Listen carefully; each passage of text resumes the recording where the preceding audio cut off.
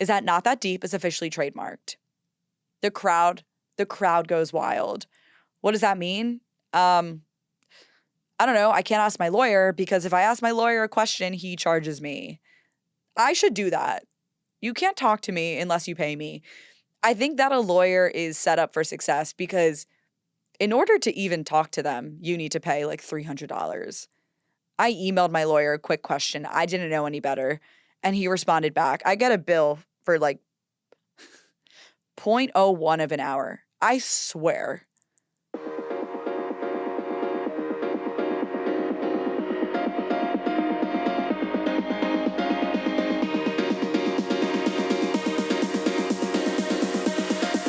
Wait, it's not that deep.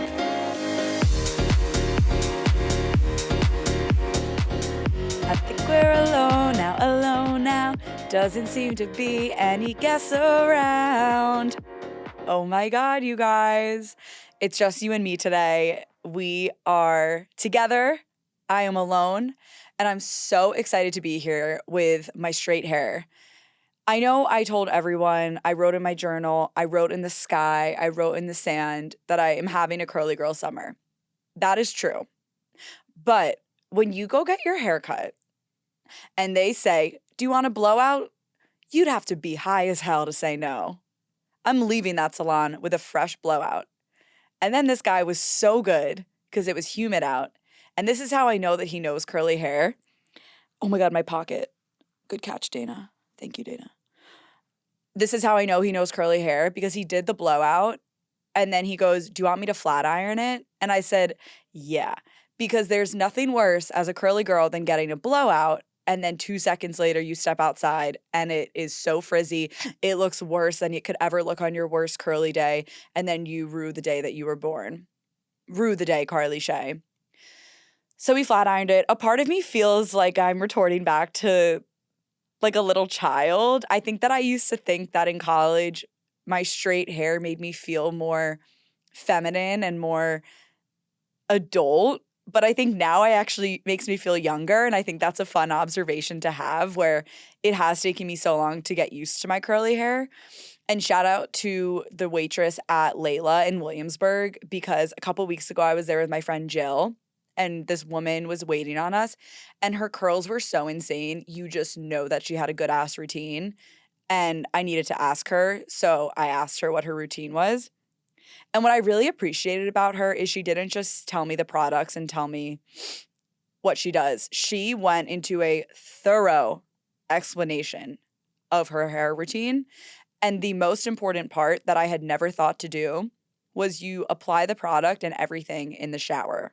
So your hair is actually sopping wet. Sopping. And I had understood that it was supposed to be sopping wet, but I had always just done it out of the shower. But no, when you leave the shower, the air that it takes in between the shower and the room and by the time you get a little settled and then you're ready for the product, it's too dry. It's too dry.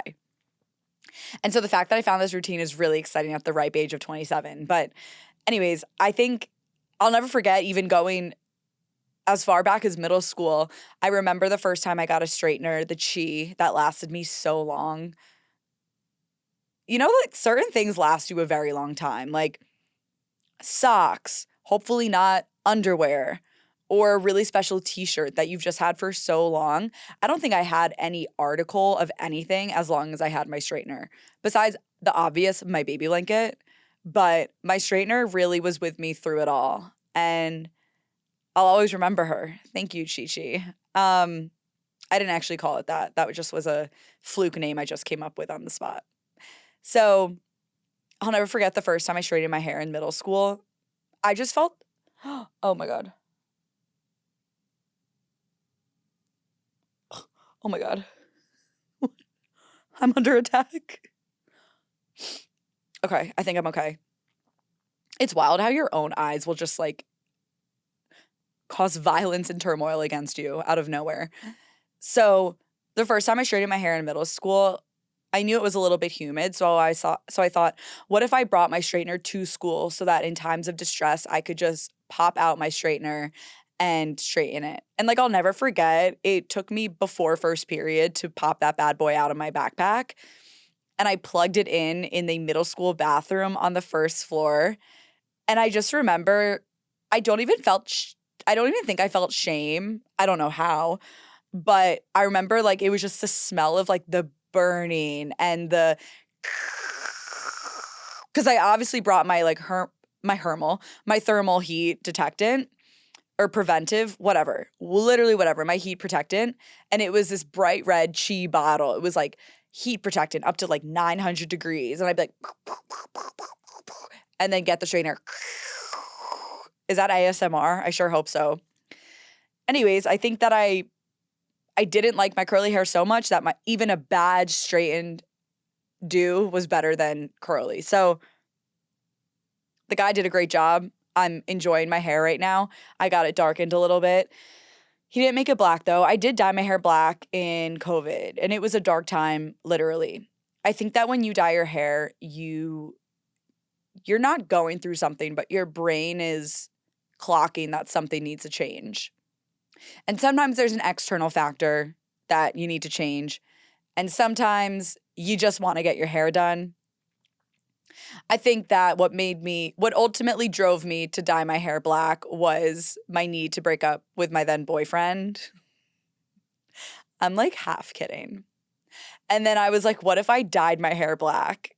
And no one complimented me on it. And I think that you really need to take that to heart, because if you do something drastic with your hair and nobody compliments you, you might have made the wrong decision. And it would be different if no one compliments you, but you know in your heart of hearts you look ungodly and you can convince yourself that they're just jealous. Nobody was jealous. Not a one. My hair was jet black. No definition, no nothing. And I'll never forgive the person that did that. I haven't seen her since. And I'll have some words. But I also think maybe she thought I wouldn't notice. I don't know. You shouldn't doubt me, but also you should, because when I left, I said, I love it. And then I didn't even cry. And then when my mom and my sister didn't say a word and just said, oh my God, it's so dark, that's code for, what have you done? Oh, what have you done? You're a pink pony girl and you dance at the club. Oh my. Like, what did you just do to yourself? But this is more of a subtle, darker head. And I'm just grateful. I think it's fun to be able to switch things up. And speaking of switching things up, I am studying abroad this summer. And no, I'm not going to Europe. I'm not going to Asia. I am staying in New York, but I'm studying abroad in what just dropped. I do feel like I'll have my days where I'm like, ghosts aren't real. And then something will happen. And it's like, that's my grandma. Okay. I so believe in ghosts. I hope everyone listened to the episode that I dropped with my mom. We believe in ghosts. So I'm studying abroad in New York this summer. And what triggered this and what studying abroad in New York is, you know, when you give yourself, okay, let me start over. I'm studying abroad in New York, which by studying abroad, I don't mean I'm leaving. I just mean that I'm trying out different neighborhoods to see where I actually enjoy living and then to ultimately see where I want to sign a lease. Because right now I've only lived in one neighborhood and I've probably been to like a lot of neighborhoods, but I don't know if I could actually live there. And so a couple of months ago when we were deciding, when we all were getting news of our lease being raised and the rent being raised, the rent has been raised so many times. I didn't realize that I was getting a deal when we first moved in 4 years ago. So I was living in the East, and how lovely is that? I'm like, wow, rent is pretty expensive, but it actually was a huge discount. So that was rough, like the year following that.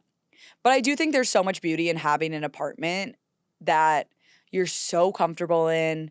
You've lived there for a bit. You know the neighborhood. I feel like I've met so many of the neighbors and the neighborhood folk that I really enjoyed seeing because I'm not there anymore. But I do think there is a time and a place to move on. And some people don't want to move on. And I can honestly respect that. You need to do what's good for you. I know that I kind of thrive in times of change and switching things up and knowing that I have a certain allotted amount of time in a certain place. For example, for the last couple of years when I've lived in different places for the month, when I've gone to Denver for 30 days, or 30 days is when you break a month into days or weeks, it's so quick. Going somewhere for a month is having, if that, 4 weekends there. 2 months, 8 weekends. 1 year, 52 weekends. Like, I think that breakdown makes me feel a little like, oh my God, that is not a lot of time. But it also makes me so grateful for the time that I do have, because you want to be making the most of it, because it is limited and seasons change and people move and you have different interests and you want to be able to do everything that you want to do. And so my drive for always in the past years going to these different cities and exploring is just that. Like, I'm aware of the state that I'm in right now, which is I'm single. I don't have a mortgage. I don't have kids. I have a job that can be, or was at the time, a bit more flexible. And I have the desire to travel. So, all of those factors, I'm so lucky that I'm able to act on them and travel and explore. And so, I call it studying abroad when I go to these different places, or it's really studying domestically, but that doesn't really sound sexy. But I am studying domestically when I go to these places. You go, and when you know that you have only 4 weeks to explore and take advantage and immerse yourself in the culture, it makes you do a lot more quicker. And I think that every time that I've gone to Denver or gone to LA, I left feeling so fulfilled and like I had no time wasted, because before I would go, I would list out where I wanted to go, but I also would keep in mind that a lot of the things I do are on a whim. And a lot of the trips within the trip are on a whim. Maybe I met people, maybe my friends that live there were already doing something. And the ability to just kind of go somewhere for the weekend if you have a car is really cool. And I'm noting again that this is a privilege. And I'm aware that it's a privilege, but I think that it's something that if you are able to do it, I highly encourage you, whether it's a month, whether it's 2 weeks, whether it's a weekend, just a way of your everyday to kind of jolt you a little out of your routine. And then it makes you really refreshed and recharged when you come back to your life. And you never know when you're away, when you're studying abroad, who are you going to meet? Who are you going to meet that's going to change your perspective? Maybe change what you think about your job. Maybe change the way you perceive the world, or maybe a situation that you actually were able to get clarity on because you separated yourself from it. What friends are you still talking to if you're not living in the same city? Who are you making a conscious effort to talk to on the phone? Who are you texting a lot? Who are you FaceTiming? I think that it's so interesting to me that who I want to talk to when I'm away. And this last trip that I just went on in Oregon, I felt like I really just talked to my family. It's nothing against my friends. I wanted to be talking to them, but I also really felt that this trip, it was so important for me to do this for myself. This wasn't about exploring a new area, and this was about touching grass, yes, but like reconnecting with myself. And I was still in touch with my friends. I called my family, not as much as I do like this week, for example. But I think that there was a lot of peace in like, I have such strong relationships, and not talking to them or updating them on everything that I'm doing every day does not hurt those. And I think that's important. And, when you come back, it's like, how was your trip? You talk to all your friends. I'm reconnected with everyone that I wanted to be with. And like, that's that. But there is such beauty in like taking yourself out of your routine. When you're not in the place that you get caught up in this routine or in what you think you're supposed to be doing, what do you do with your time? What do you do with it? If you don't have to be in an office from 9 to 5 because you're in a different place, what are you doing with your time? And I think that's really interesting for me, I always just want to be connecting with people or creating or thinking of funny ideas, and that makes sense. And so when it came to studying abroad in New York, the reason this came up was that our lease was coming up. I was not about to live in that same apartment for the 5th year. We had mice. You cannot raise the rent if there is mice. If there's mice, rent stays the same. You do not raise the rent if there are mice. Either raise the rent or get rid of the mice. It's simple. So there were mice. I just think like we did it. It was a really amazing apartment right by Union Square, really centralized. It was perfect. But it's really great to also be able to say like, I think I did my time. I think. And because I wasn't positive of that, the idea came to be of, well, where am I going to live when I can't live here anymore? In June, come June, where am I going to be? And I felt like I was not ready to sign a year lease somewhere because I did not have any idea of where I wanted to be. I've only lived in the East Village. I've only been to these other neighborhoods in times of going out or socializing or exploring. And I haven't really felt connected to a place because it's really hard to picture yourself living somewhere if you haven't lived there. And I know that most people do that. I know that. But I think that for me, this felt like a bigger decision of where I was going to be the next year, because I think that this next year has a lot of momentum, as I hope yours does as well. If not, let's start now. You can text me and we'll work. But like, where do I want to be physically? And so I just posted. I texted a lot of people. I think the beauty of having a network is you can text 8 different people and they have 8 different networks themselves, yada, yada, yada. We're like fourth removed cousins sort of thing. And I didn't get any bites there. Said, okay. And I really put the trust in the universe. I thought that if I did that, I wasn't in a Facebook group. I was trying to avoid that at all costs because I had faith that something was going to work out. And I posted to Instagram, and this girl who does comedy, she does content, and I've had her on my show before. She reached out and I had said, is anyone subletting for the month of June? Because I always was going to do each month. And I think that to some people, subletting each month sounds so absurd.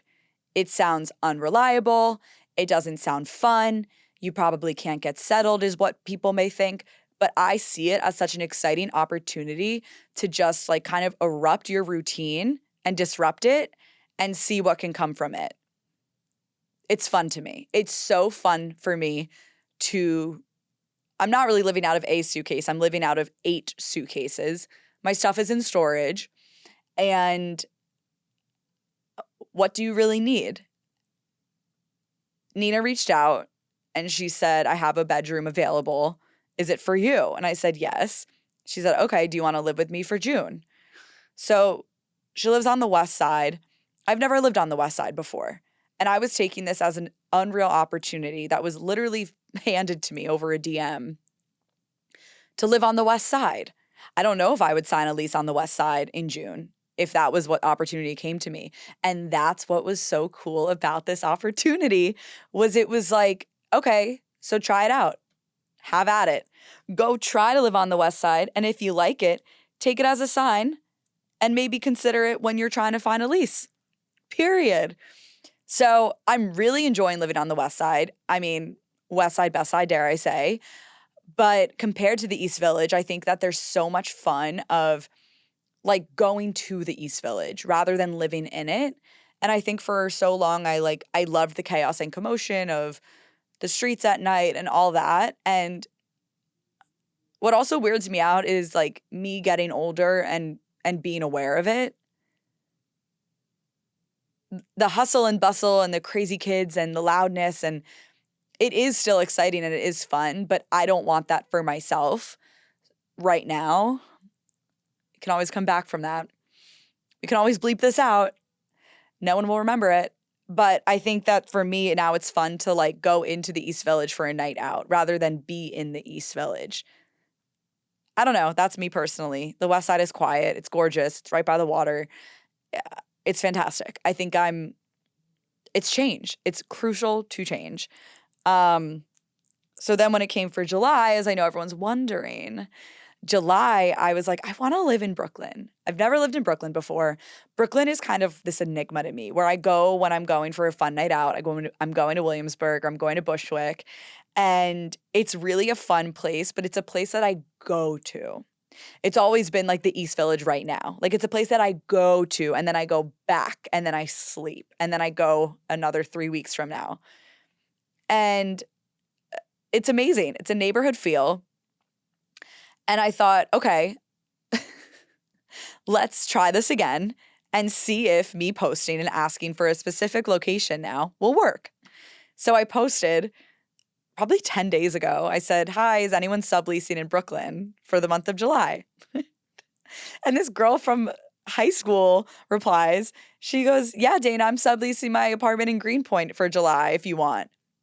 Like, this is why people, if you want something, you need to say something. No one is going to assume what you want and then do it for you.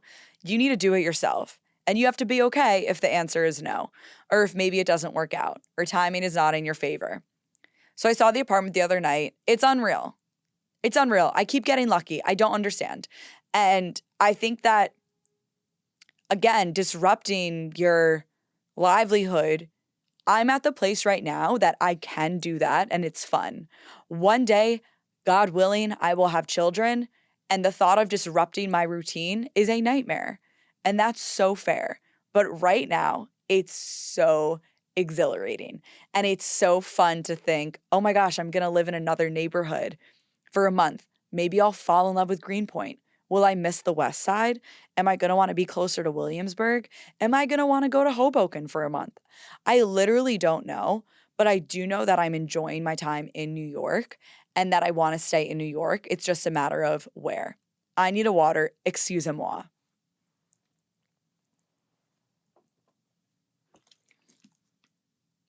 You know what's frustrating? Hold on.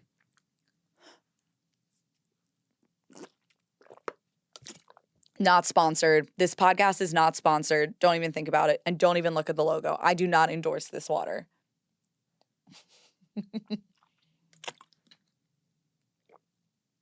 But if they wanted to me endorse it, and by wanted me to, I mean pay me. If they wanted to pay me to endorse it, I totally would.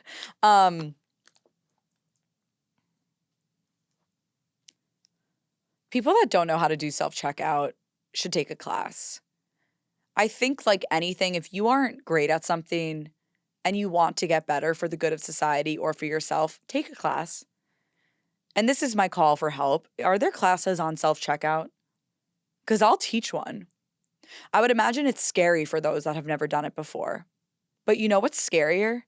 Watching someone who's never done it try to do it. I think I remember during COVID, I took my mom to do self-checkout. It's confusing. I don't blame them. I think it's also like I'm so used to it that it's a no-brainer for me, but it's like when iPhones came out. No one knew what to touch, how to work it. But guess what? Apple has classes for you. I just think it could be almost like a Webkins type simulation of, hey, are you going to the grocery store for the first time and you plan on exhibiting self-checkout? I know that didn't make sense, but it's my podcast. And you plan on doing, and you, hey, hey, is it your first time engaging in self-checkout in the next coming weeks? Let us prepare you for the experience of a lifetime. Please keep your hands in vehicles. Am I okay? Please keep your hands and feet inside of the vehicle. Like, it is confusing with self-checkout. Also, when you have to do the produce, I don't know why it can't just detect the produce and then do it for you. That's where I'm really pro AI. Zara has this insane tool where you can just have a bunch of clothes in your hand, like 8 shirts, and the worker can just scan your clothes, like not even scan, just like orbit with a piece of gadget. And then it calculates and shows on the computer what your shirts are. And like, that's crazy. But also, what's crazy is if Zara is that advanced with their technology, why are the leading grocery stores not? Like, I hate when I have an apple, and perhaps I forget what type of apple it is. Sue me. and I put it on the scanning machine, and it's like fruit. Okay. Then it's like search by name or search by picture. And it's like, oh my God. I don't know. What's the lesser of two evils right there? I'll just search by picture. And then it's like, well, this apple looks like a lot of those pictures. Because actually, what makes a gala apple different from a Honeycrisp when it's on that effing machine? And then it's like, am I going to get in trouble if I choose Granny Smith and it's a gala? Like, then is your technology working? Pick a lane. I don't know. Or it's like you scan the mango and it's organic mango or mango. I don't know. Shouldn't you tell me? And are you checking for inventory? What is this for? I just feel like the government's watching us, and it all starts with the produce machine at your local grocery store. And again, if Zara is able to have this advanced AI technology to scan your clothing, I just think that the supermarkets should be able to have it for your produce, because enough is enough. Also, when you by accidentally swipe something that you didn't mean to, or you swipe something twice,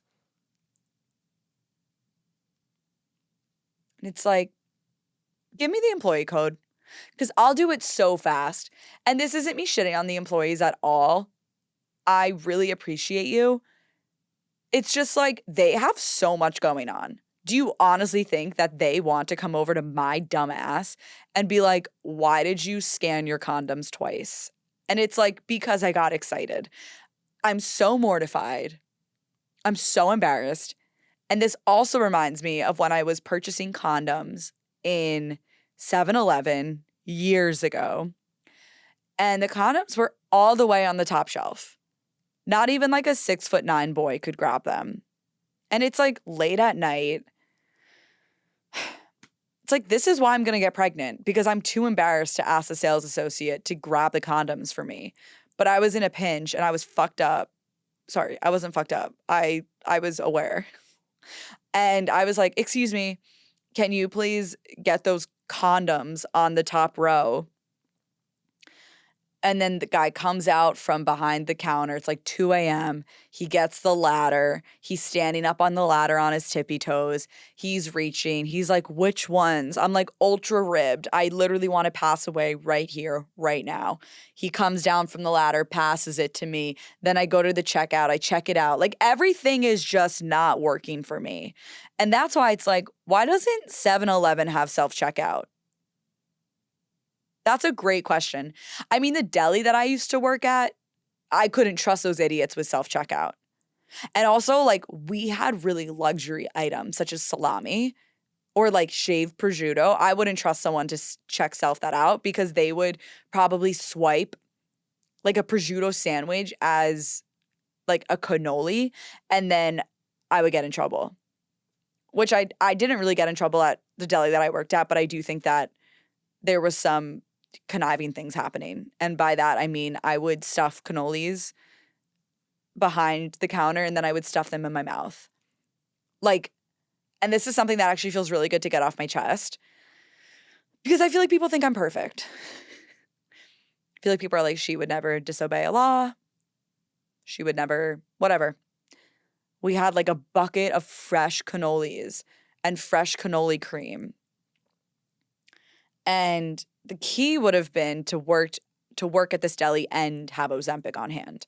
But I could only have one, and it was working at the deli. Ozempic was like in the ground being fertilized at the time. She was like, my time will shine in 2024. Just you fuckers wait. And people would come in and get cannolis.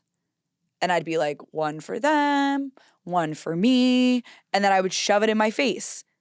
Dana, why are you gaining weight? I don't know. Hormones? Let me live. Let a girl live and thrive and survive.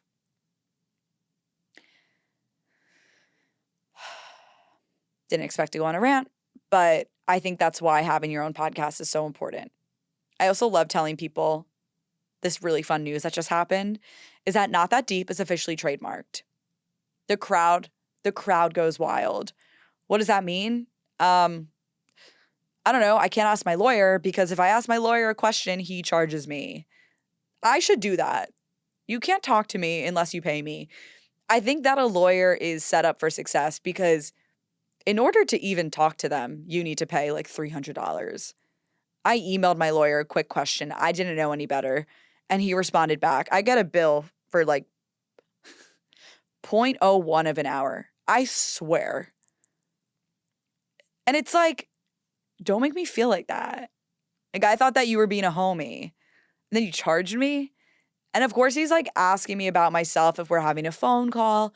And now I'm looking back thinking, did you actually care or did you just want to make more money off of me? He's like, this idiot has a podcast by herself. I'm going to make so much money just because she's not going to stop talking. And he was right. But also, he talked a lot. We all talk a lot. We're just Jews talking to Jews. I'm so freaking grateful for him. He was someone who got connected to me through another connection. And like, he got my ass trademarked. I owe him my life. And I will pay to email him. And that's for damn sure. But it is pretty cool, like being a lawyer. Because when you talk to a lawyer, I'm like, oh, what law do you practice? As if any answer is going to lead me into a follow-up question. That's not, do you like it? I don't know how to talk to a lawyer. It's like talking to a doctor. Oh, what kind of doctor are you? Surgeon. Oh, do you like it? Because I don't want to sound stupid. Stupider than I already do. It's like, oh, what's your favorite surgery? Ugh, I'm mortified, right? What music do you listen to? Ugh, she's watched too many movies. Grow up. That's probably what they're thinking. If you're a lawyer or a doctor listening to this, 1, thank you. 2, what do you think? 3, are you charging me because you are listening to me? And that's what I'm scared about. So I'm trademarked. This means that no one can have the same podcast name as me, but we're dealing with that in other windows of my life. And I think that all in all,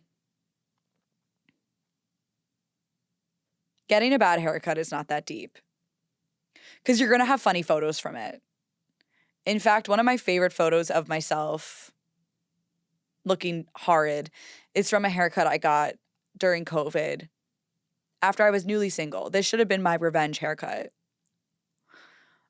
I said, what if I just pick someone random from a salon? That's random. I knew nothing about the salon. I knew nothing about the person, but alas, we prevailed. How badly could they mess it up?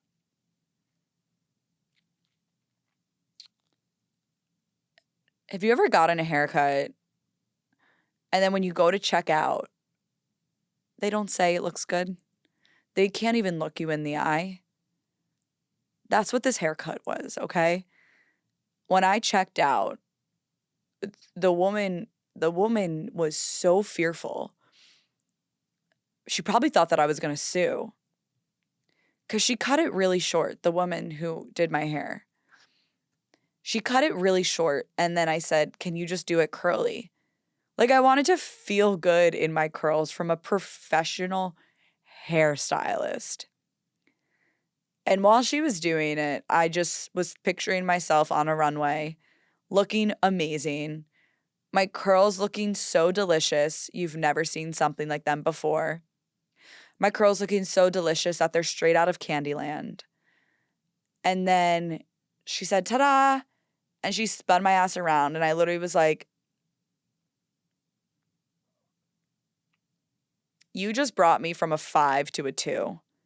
You have no idea what this is going to do to me. You have no idea the toll that this is going to take on my ass. And she didn't, because I've never seen her again. But I think it's not that deep to have a bad haircut because you have the photo. Make sure to take photos. If you get a bad haircut, take a picture. I know it's not funny at the time, but it will be. And it really was so funny. Always have a friend who always can have a picture on tap. That's my friend Becca Freer. I can text Becca Freer and say, hey, Becca Freer, can you send me that photo from middle school where I was chugging a bottle of vodka? And she would have it like that. Like, she is a wizard. And I think that's just not that deep. Now, if you're still listening and if you are still a lawyer or a doctor, I'll Venmo you. But most importantly, I wanted to thank everybody so much for listening. I can feel myself just getting more and more comfortable in front of the camera. And I know that you're like, Dana, you are always comfortable in front of the camera. Yes, but I think that it's like getting on stage. Every time I do it, I just feel a little bit better and I feel really good. And I hope that you're enjoying the podcast. I'm having so much fun. And I hope that you're connecting with others on things that aren't that deep. And most importantly, you're connecting with people on things that are that deep. I know that I'm constantly weaving it into conversations of asking people how they are, asking people what's been bothering them lately. I think that there is so much emphasis on what's glitter and what's gold, and we're all going through something. And so never be afraid to talk to me to talk about it. Thank you for listening. I'm really happy to be here. Thank you, everybody. Mwah. Sue me, I wanna be wanted.